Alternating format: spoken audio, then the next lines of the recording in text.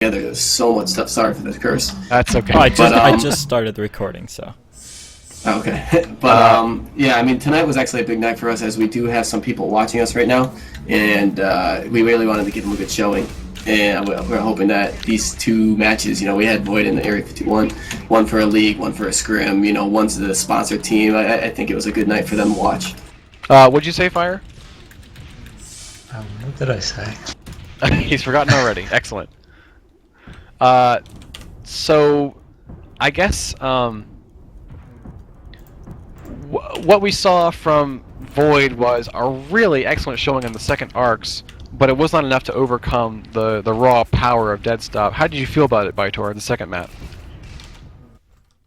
Oh, I think at least we made an attempt at adjusting. That's all you can do. We don't have the firepower that DS has, so we have to kind of go with what we got, and we did the best we could. Arcs is a very fast map. I was not able to catch the adjustment. What was it? Can you say what it was? What? The change you made between map 1 and 2? Oh. That looks like they stacked a D with 5 people instead of the classic 4. No, it's actually we went to 4 on D. We had 3 on D the first time. Okay, so there was one more added, and that did stop us for a while. I don't know exactly what was stopping us. Maybe you guys were getting the flag off the stand a little more, and it was preventing us from getting those fast caps. It was just more secure on the D side, but the offense we just couldn't get anything timed. Second map, the routes looked better too. What was you were playing 7 for the Air 51 match. What was the reason behind that, APC? Sevens was in prep, because we like sevens all together, but it was in prep of the league, CSN, and that's going to be sevens, and that's where the money's at. That's where I think the good game's going to be. Cyrus Sports League, got it. Yes.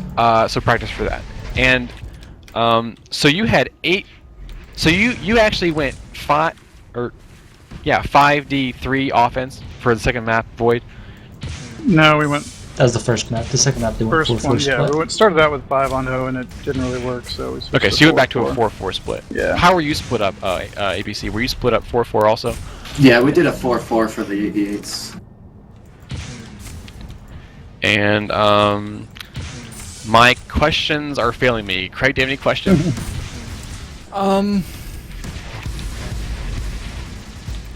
One question I have is about Sunstar. Sorry. Go ahead, Craig. Go ahead. No, I'm blanking. You kind of put me on the spot there, yeah. It's okay. Sunstar, I noticed that we had a lot of trouble cracking your base D. Was that just Frost by himself doing that? Well, here's the thing about Sunstar that we've learned the hard way, is if you really make it D heavy, if you put a technician, you put a Hoff on that stand and all that, it's hard to break because you have that force field over the stand, you have those turrets, you put a little farm up, you stack on the stand. It's hard. You only have 2 ways to enter the flag stand. But if the gens are down, it's easier. You don't have to worry about that roof. Now, with that being said, Frost was in charge of taking care of that. And when that gen is up and he was making sure it was up, it was fine. Whereas I was surprised. I was like, guys, they're going to run a technician. I wouldn't be surprised if we see 2 technicians. And we didn't even see 1. And I think that's why we were just owning their stand. I was lobbing nades on top of their stand because the force field wasn't over there. I saw that. Yeah, it was just, I wouldn't say too easy, but I think that map you need to have a technician at least. I saw you in the top of the tower, and so what was the reasoning by Tor behind not having a technician on that map? Well, I don't think that was necessarily the plan not to have one, but we were losing the gens and trying to make our defense just be more versatile. We weren't keeping the gens, so it became, once you give them up, you have to either, change the strat and get another body on the stand, or try to get the gens back. And we elected to try to ignore the gens. Didn't work, but I saw you switched, I think, Squidly out of heavy on flag at one point. Is that true? And you also switched Lantis out of sniping? What was that about? Yeah, again, we're trying to get more mobile. Basically, kind of go more cluster. If we could, we were trying anything, man. Yeah, these are the times to do it. I mean, these are just, even this league is not that big of a deal. It's, I guess you could say, bragging rights. I mean, it's not for you money, but learn. it is good practice and Yeah, you good learn. way to get your team, in good shape. Oh yeah, you got to play, all the good teams to try to learn. So that's what we're doing. It's something I can always brag about with Fighter and his team, Void. I mean, Void is actually another Legion's team, and they are always class acts when it comes to if they lose, if they win, if there's arguments in the game. They avoid drama. They keep to themselves. They play their games. They say GGs. Fighter keeping his head up, and the rest of the team. They're always a pleasure to play with, regardless. And it was cool. I hope you guys learned something, especially I would suggest on Sunstar, especially if it's 8s, to have at least one technician. That generator is important, and never drop your sniper. Your sniper is probably your most valuable asset. Yeah. No, I hear you. Appreciate the kind words. What are your thoughts about Fire? My thoughts about Anything. anything? It was they could work a little more on their it was kind of uncoordinated. The timing was a little off.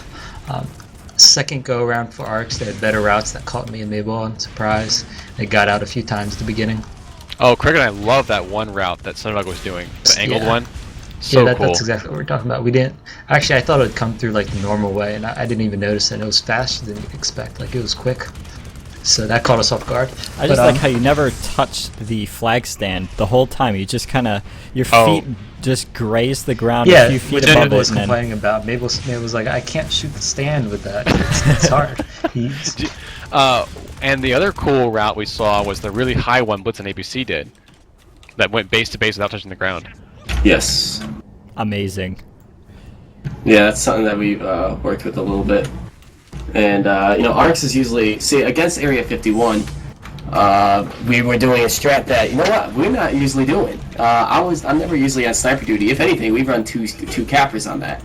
And, it's a fast-paced map, as we all know. So when it comes to cappers coming in, or the sniper, even when I kill the sniper, the line of sight for a capper is so long that when I kill the sniper when, he hit the line of sight, I always ask Blitz, are you in line of sight? He'll give me 5 seconds, I'll kill him. But then he respawns and, he still has time, the sniper that is, still has time to look around and find that capper.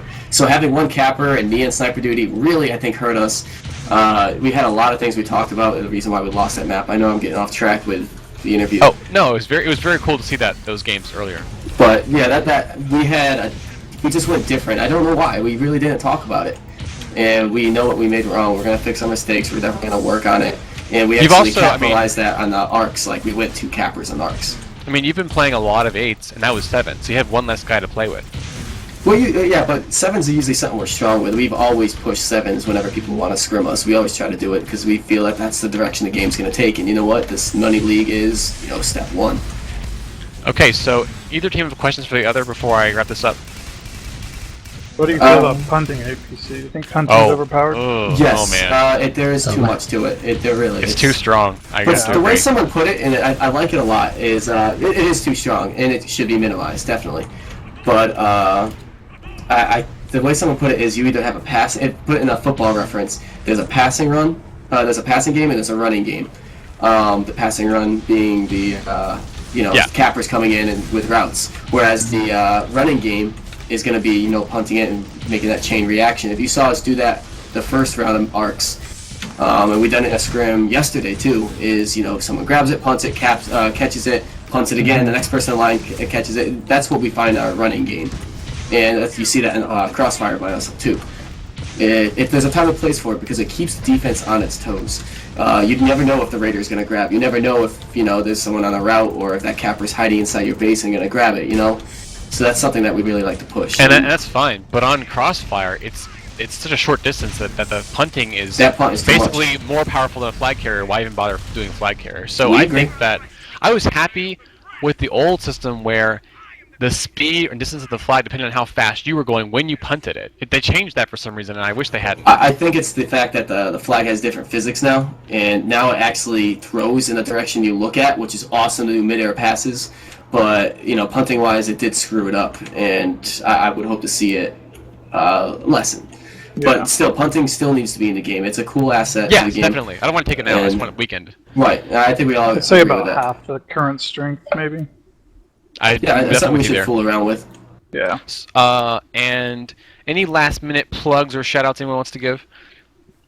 Shout out. Yeah, I guess the people that are watching us tonight. I hope you guys enjoyed our games. I gave you a good heads up. I hope you guys learned a thing or two about tribes.